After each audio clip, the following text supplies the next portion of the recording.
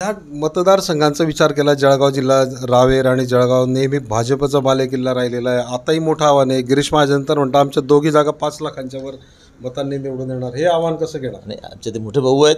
आता त्यांचं आव्हान आम्ही असं स्वीकारणार वगैरे तसं नाही, पण आम्ही नक्की ही लढाई चांगल्या प्रकारे लढू. आणि नक्कीच मी जरी नौखा असला तरी आमची जनता, आपली जनता नौखी नाही आहे.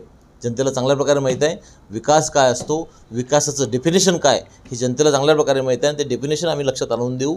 आणि येणाऱ्या काळात ही लढाई जी माझ्यावरती नौखा उमेदवार, नौखं चिन्ह हे घराघरात पोहोचून ह्या मतदारसंघात आपण ही तुतारी जोरात वाजवू. आमच्या मोठ्या भावाबद्दल बोलणं इतकी माझी उंची नाही. काल तुम्ही गिरीश भाऊंना फोन केलेला होता की तुम्हाला शुभेच्छा द्याव्या असं? नाही, असं कधी काही केलं नाही. कारण आणि त्यांनीच माझे मोठे भाऊ आहेत ते. मी फोन करू शकतो, असं काही नाही. फोन करू शकतो, ते मला आशीर्वाद देऊ शकतील ना, काही प्रश्न नाही. आशीर्वाद हा एक वेगळा विषय आणि राजकारण हा एक वेगळा विषय. रिलेशन एक वेगळा विषय आणि राजकारण एक वेगळा विषय. व्यवसाय वेगळा विषय, रिलेशन वेगळा विषय. ह्या सर्व गोष्टी असतात.